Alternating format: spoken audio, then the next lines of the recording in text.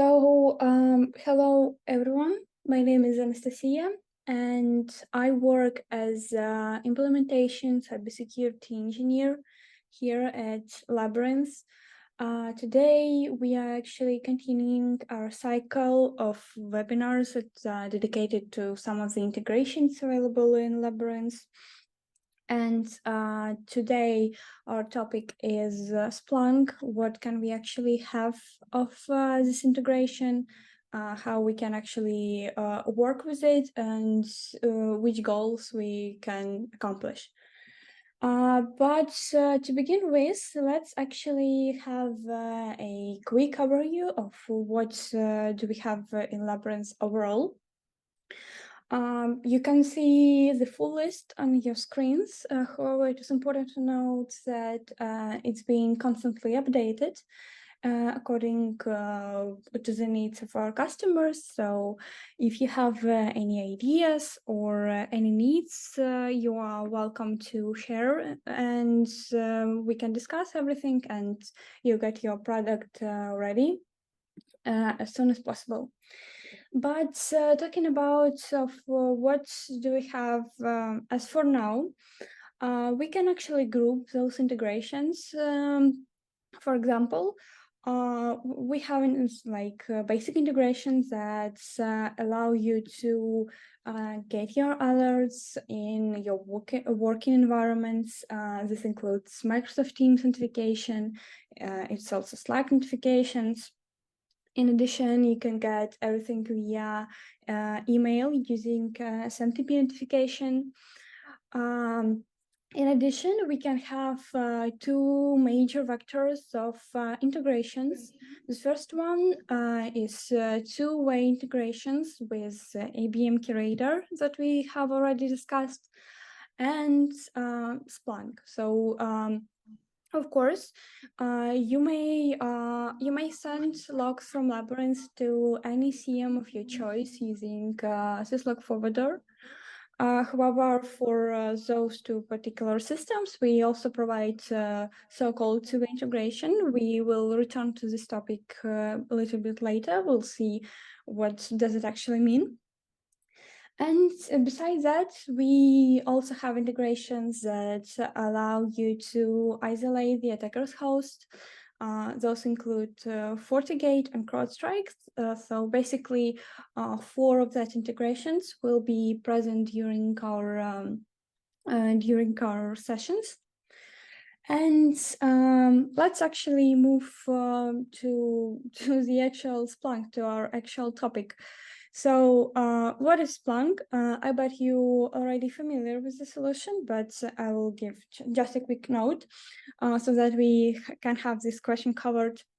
So Splunk is a CEM, which stands for Security Information and Event Management, that simplifies the task of collecting and managing, massive volumes of different data and searching information within it. Basically, it is an advanced and scalable form of software that indexes and searches for log files within a system and analyzes data for our operational intelligence. So that's basically how we'll be using it. And the first actually way, as mentioned earlier, that you can actually play around with Splunk is by configuring syslog forwarder. The examples of the messages you can see on your screens. So basically, what data is being sent is information about security events or alerts, and information from audit log, which basically contains information about everything that happens in the system itself. This includes, for example, adding new users, changing some configurations, switching between tenants, because as you may know, Labyrinth is a multi-tenant solution. Everything is being sent in common event format, and each field is being precisely described in the documentation, so you can read a little bit more about it.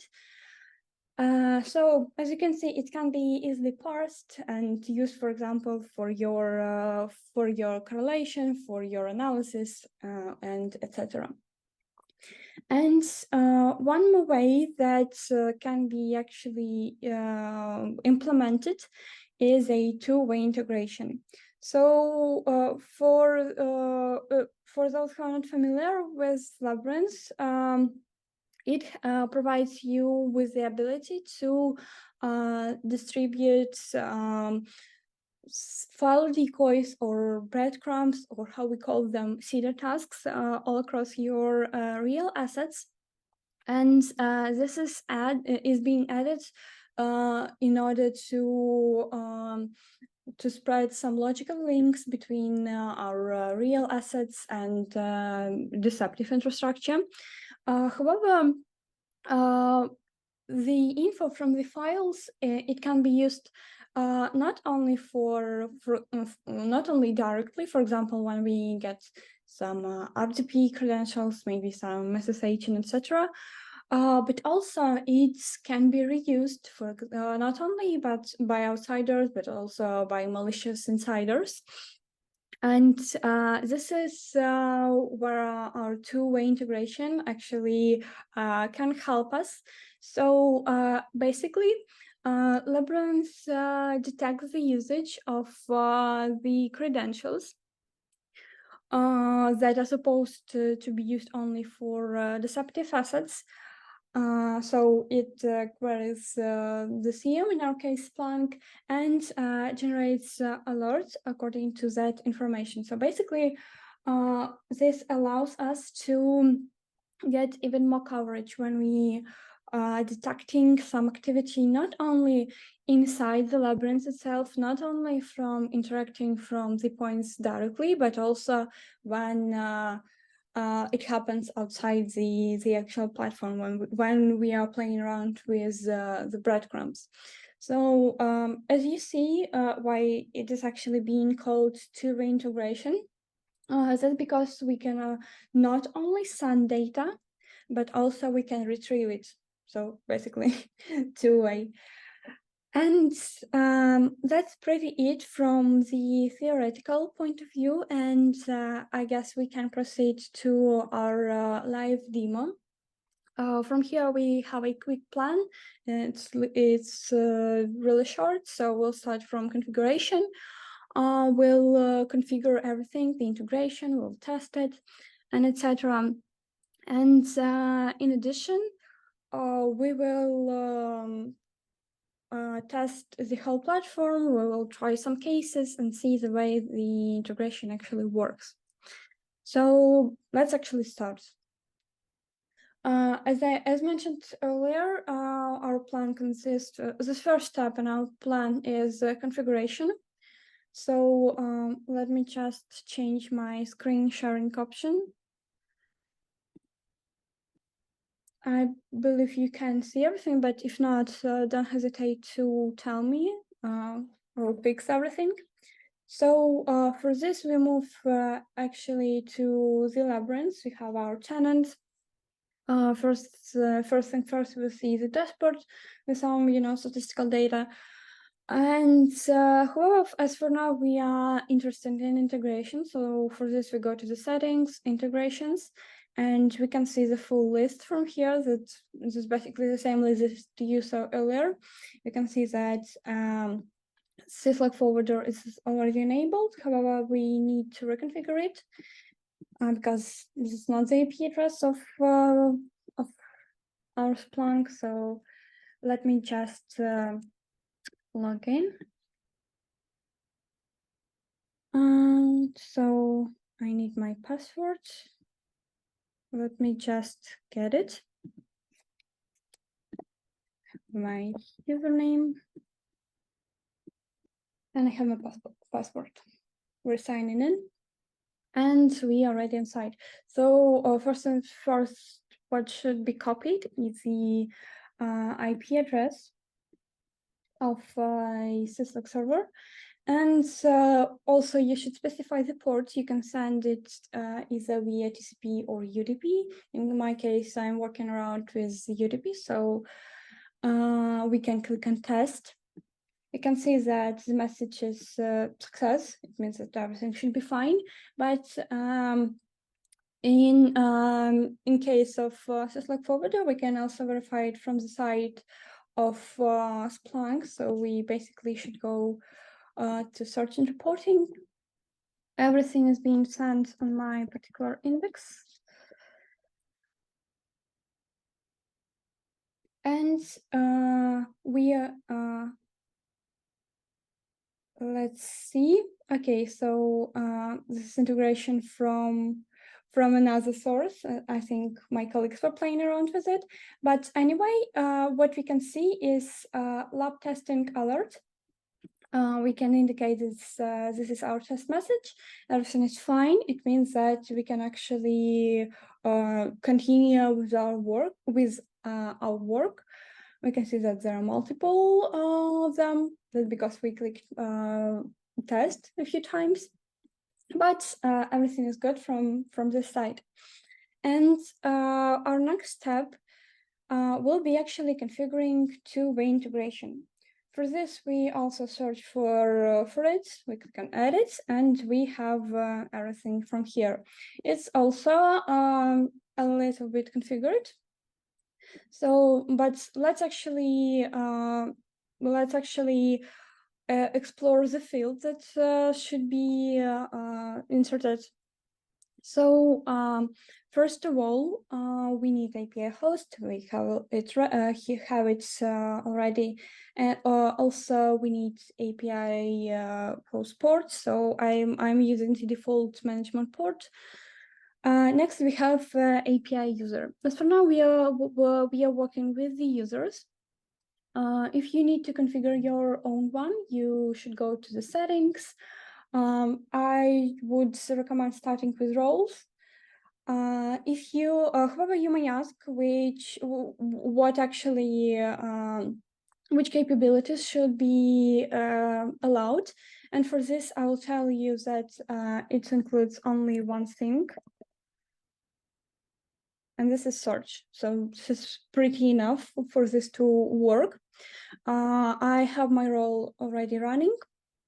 And after that, I need to create a user. In my case, I have like 3 of them with different roles. So I think I will stick around to the one that is already provided. And this is where the interesting parts come here. So if you remember the previous session about ABM Curator, you remember that that configuration was pretty easy. The only thing that you should have specified is API host and API token. However, with Splunk, for a more flexible setup, we have added Splunk query templates where you know in the data format and the data itself in CM can write a more accurate query. So basically, there are 2 of them. The first one is cd task username query, and this is like main query pattern used to search for credentials and logs from real servers and workstations, which actually may indicate that an attacker has found cd task by compromising a host on which the cd task resides. Or once again, it can be malicious insider who tries to, just reuse the credentials. And one more query that is available here. It's a query pattern. It's alert enrichment query. It's a query pattern that allows you to enrich an alert that was created by attacking a point. So that is, if the point was attacked from a host that is a part of a customer infrastructure, you can add more detailed information to the alert. For example, The source of such additional information can be asset management. In my case, we have not really broad and well configured Splunk, as it used mostly for demonstrational purposes, but I think we can play around with it. We'll be today mostly focusing on task usernames query. So you can think of alerts enrichment query as, as an additional source of information. Of course, it can be omitted if you don't like to do that. But yet you can also do a little bit of enrichment using the sudo task usernames query, and today we'll actually see the way it looks. So everything should start with a search. Let's actually see. I have a slide about that. So as I said earlier, since Splunk query is a template, you have two variables to play around with. The first one is usernames. Do not dismiss it with username, because I once did such a mistake. It's usernames. This variable actually contains a list of usernames that are part of the sudo tasks. So, I'm sorry. So if we basically go to the sudo tasks, we can see that I have already generated one. We can click on details and see those usernames. So this data is contained in this variable. Okay, let's move back. And another option for you to choose is source IP, this IP address of an attacker. So it's mostly used for alert enrichment, but once again, it's like it's not mandatory. You can simply omit it if you wish. But yet it gives you the ability to slightly make a change. Okay, so let's actually see. So everything should start with a search, and then we should actually write our query. In my case, I have an index. We can actually, I would highly recommend starting writing your queries from the Splunk itself, because after that you can simply copy it and update it a little bit. So I have my index, and I'll simply write it down. Let's think of what else we can use. For example, to this index, I'm getting alerts from my virtual machine, and in addition, it sends data about unsuccessful login attempts. So I can search and verify the way it actually looks. So that's pretty it. It means that I can actually expand it a little bit.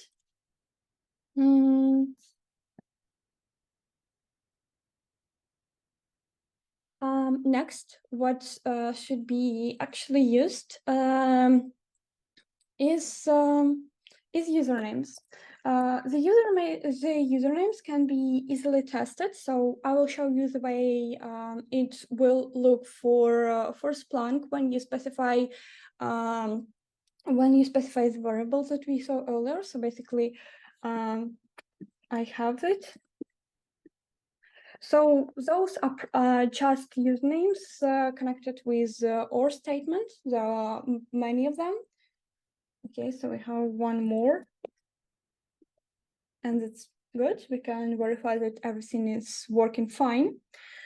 Next, what is really important in case of this two-way integration is that you specify the time periods that should be available, because if you don't specify, you get the situation where integration constantly querying your Splunk, and you keep getting tons of the same alerts. Those are completely false positives. Don't mind this unknown. It's a little bit of misconfiguration from my side. So the main idea, you can actually see it, that if you don't specify the time range, then you get such a situation. For this, I'll write now.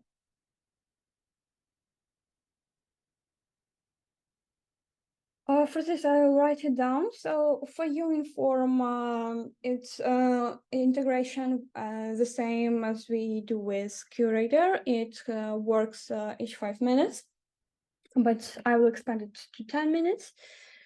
And after that, we should actually, we can actually prettify this thing. So I will rename some fields, for example, as username.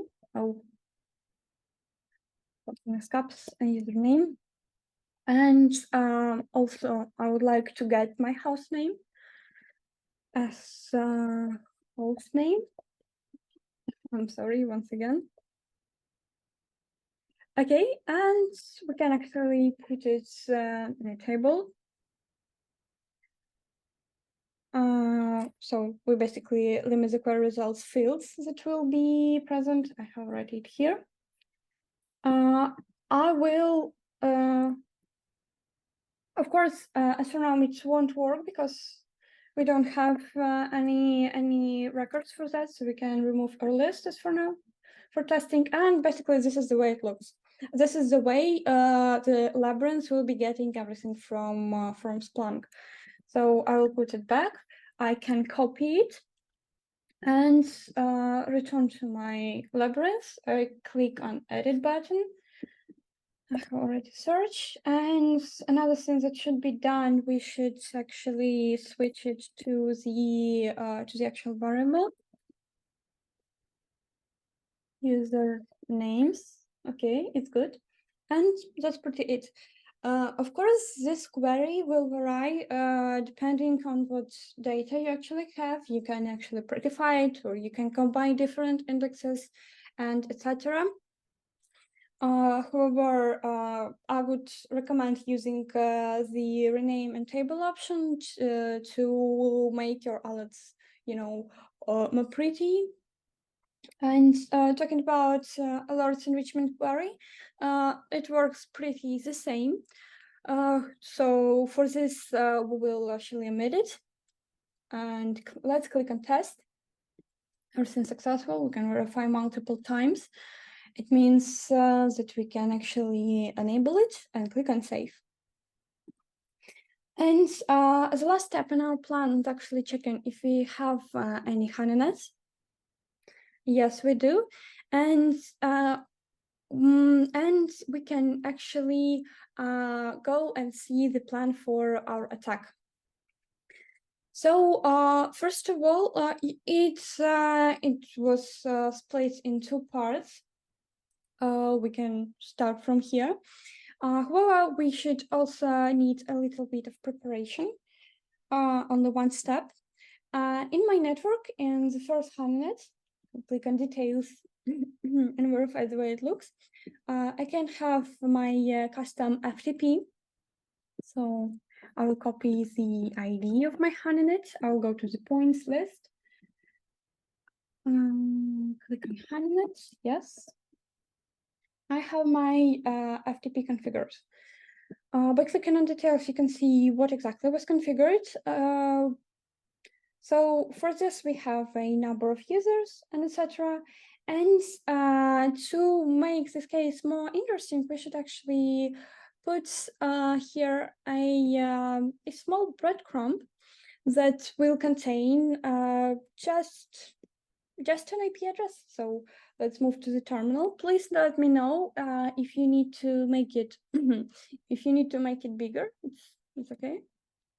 But if not, I will simply proceed. So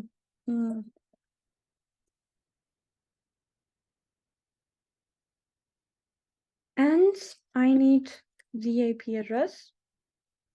We'll learn later what does it actually mean. So let's actually connect to my FTP server.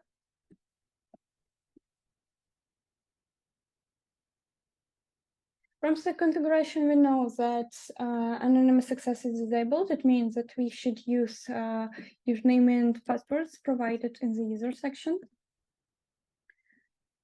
It's QWERTY, okay. Let's see what we actually have. And let's put our nodes. Node.txt, okay.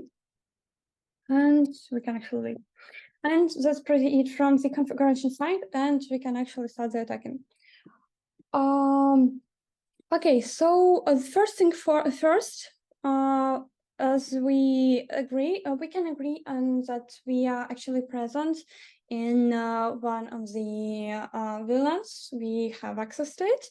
However, and we know that there might be an FTP server. However, we don't know exactly which IP address will be is in use. Of course, as security engineers, we know the data from our web interface. However, from this point, as the attacker, we don't know much. By the way, we can see that there are some alerts already. Those indicate that we were actually doing some activity on the FTP server earlier. Now we have our scan results. You can see some of them. So it's close. Oh, it's open. We have the IP address that we actually can play around with it. We can actually try to do it anonymously. However, a quick spoiler that you already know that it won't work. It means that what should be done? Yes, of course, we can try to do some brute forcing. For this, we have some word lists. And I won't go really far from Nmap, and I will use it once again. However, this time I'll using one specific script. It's FTP brute. Next, I'll specify one specific port because we know that it's already open. I need the IP address that we have from our report, and we should also specify the word list that will be in use. Args. So let's actually type in. First of all, it's usernames txt. As far as I remember, let me just check it. Oh yeah, so it's usernames txt, and also we need passwords. Okay. So it's pretty simple. It's passwords txt. I will also add some verbosity. Everything seems fine to me. It means that we can start. So it will take us, I believe, a couple of minutes. While we are waiting, we can actually go to the alerts and see what we have. Okay, we can see even more alerts. We can actually try and change some of the alert state, the state of some of the alerts. So first of all, you need to choose the state, then you need to specify some comments.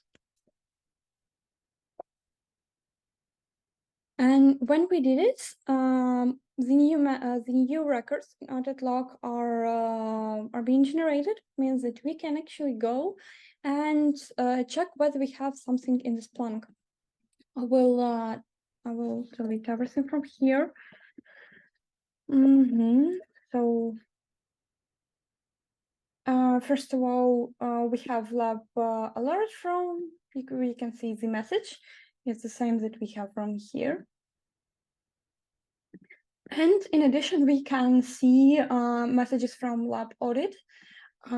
Those are exactly the same that we have explored in the audit log tab.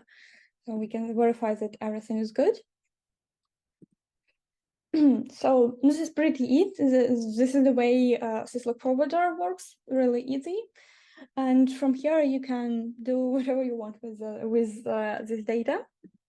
However, let's actually see whether we have something. Okay, to me, it looks really good. And I think we can actually do something with it besides only, only logging in. So I will copy this data and we'll retrieve only the logins. So,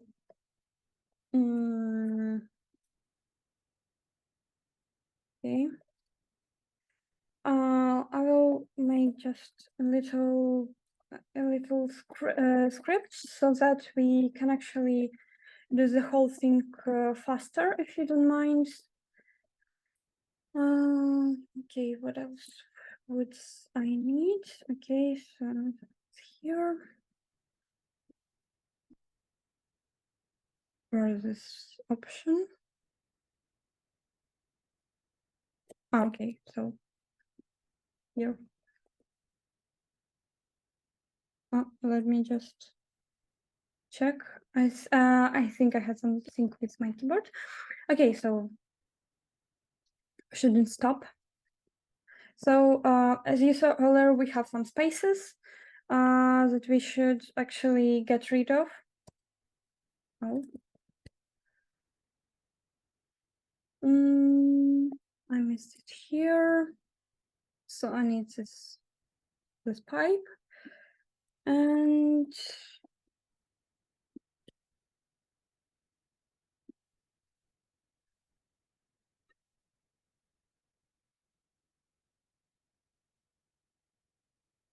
I need my file, and for the first one, I'll try to run it like, okay, I made a mistake. Let me just check what exactly went wrong. Okay, maybe I missed something.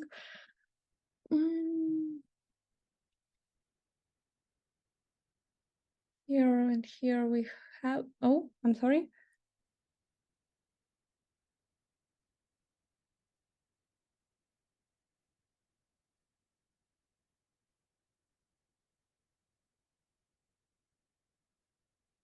Oh, I see. I see where I missed. I'm really sorry for this. I would say stupid mistake. Sometimes it happens to all of us. Sorry for the delay. Okay, so I can copy everything in my file, and I think we will make use of it later.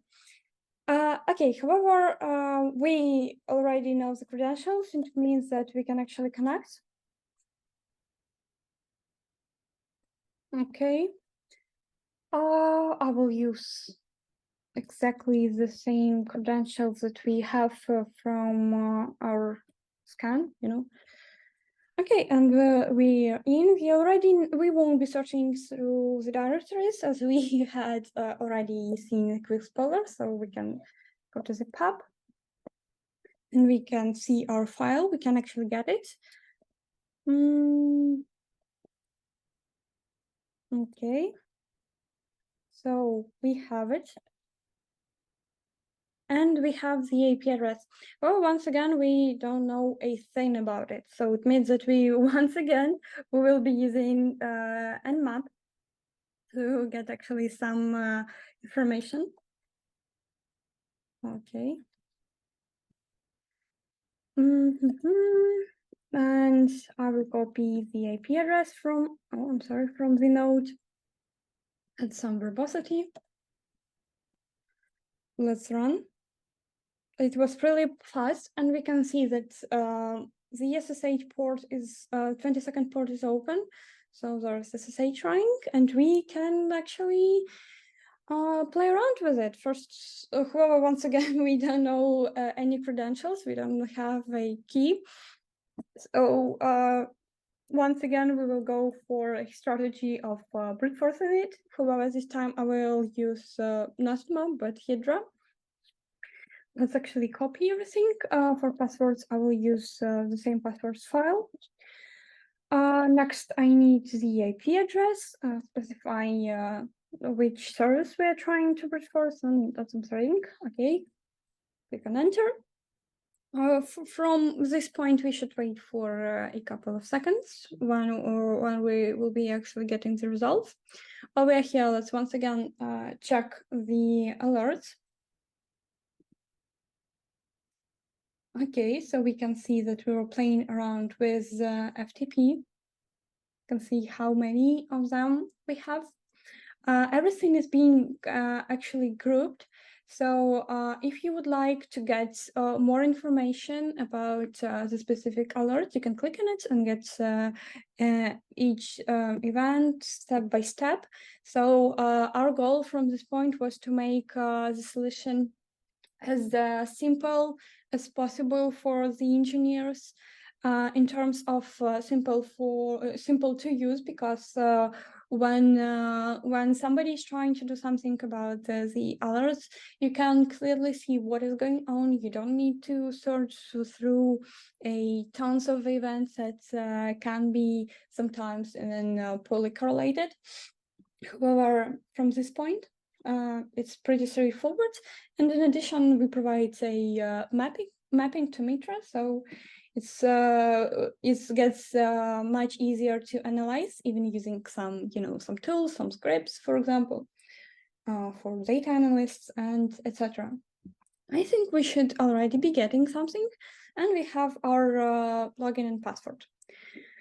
From this point, we can actually proceed to the second part of our plan. First of all, what we will be actually doing is connecting using the credentials, which is just kind of obvious thing to do. So why don't we do that? The IP address. I have the password. And we are already here. What else can we do is actually we can see whether we have something, and we do. There are a list of different files. We can indicate that there are some LNK files. There are something for RDP. Maybe it's RDP shortcut. We have something for SSH, some configs.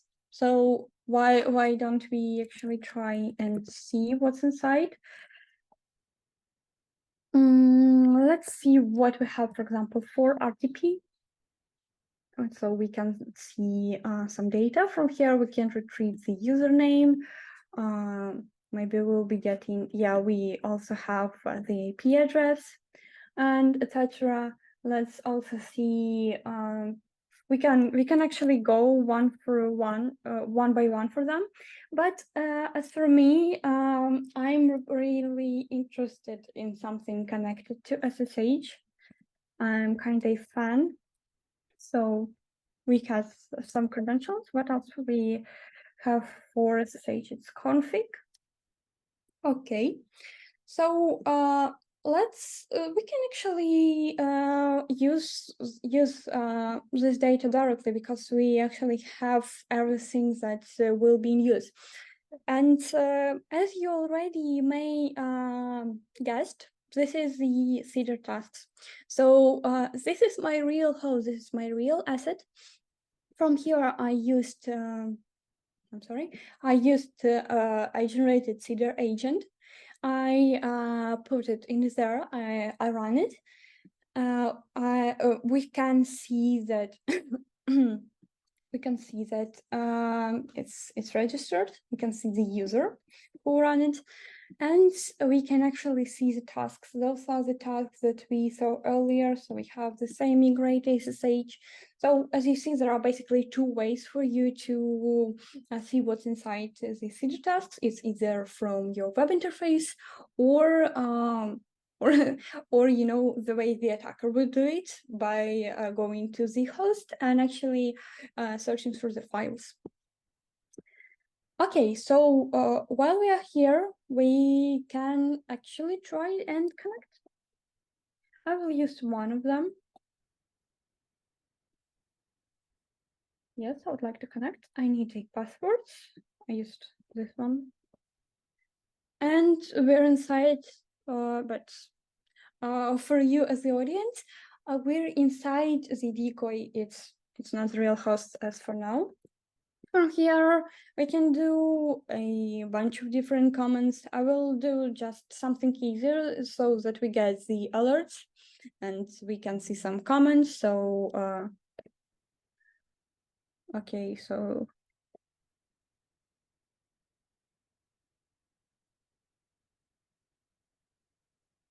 maybe ls.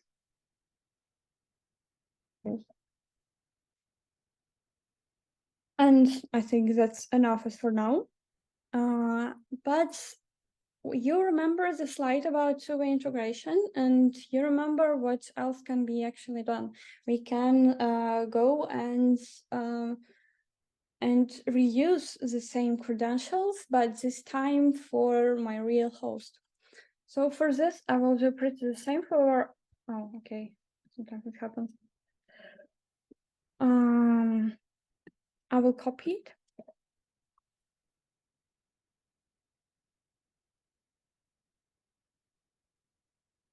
I need a password for that. I have it from my seeded task. I can try to reuse it. Sometimes engineers tend to use the same credentials, sometimes not. It won't work because I clearly don't have that user on my real asset, but we as attackers didn't know about that. We can try something else. We have actually 3 tries, so why don't we use them?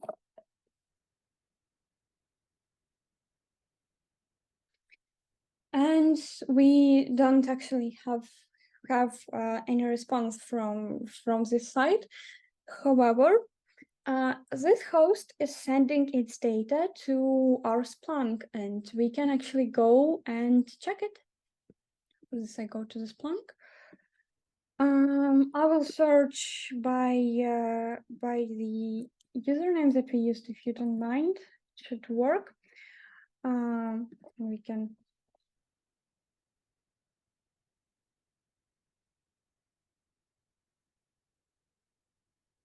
I think that's enough. We can see this data. So this data is already here in the scene, and it means that our two-way integration should be working. We can go to the alerts and see that as for now it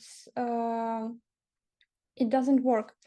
You may ask why don't we have our alerts from here? And I would say that it is a normal behavior. The integration works each 5 minutes, so it's completely normal if you don't have it right away.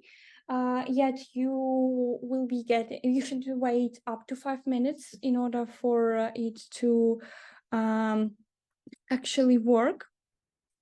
So we can actually wait, but just a quick spoilers how it will. Oh, okay, you can see something. Okay, I wanted to show you the example, but we already have our alerts. Let's refresh the page. Okay, so I can see that this username, you can see that we used not particularly this username. That's because we can use the same operations.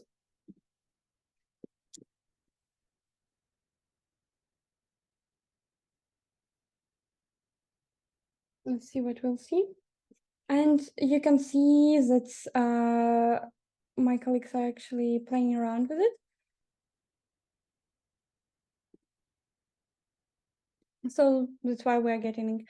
So that's actually pretty it. You can see the way it actually works, and it works not only for SSH. It would also work for example, for RDP.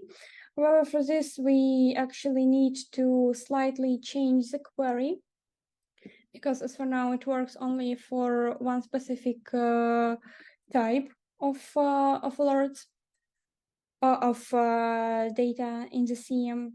However, you can actually adjust it. For example, I have another index from here. It's RDP logs, if I'm not mistaken. Yes, and I have data from my Windows virtual machine. So if I try to connect by RDP, it will send everything here.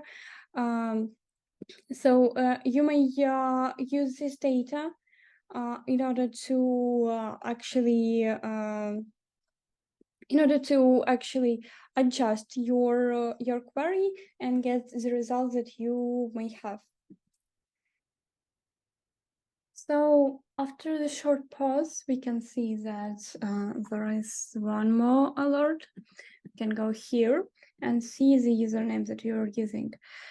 So this situation happened due to the fact that recently we've been brute forcing the host. So for the demonstrational purposes, I used the same host, but with IP aliases. And that's pretty it, but yet you are getting everything ready in form of separate alerts, and that's pretty it, the way it works. I would really like to thank you for your time today. And if you have any questions, don't hesitate to ask. I will stop the recording from this point.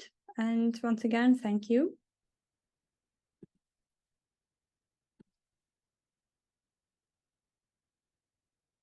Okay, so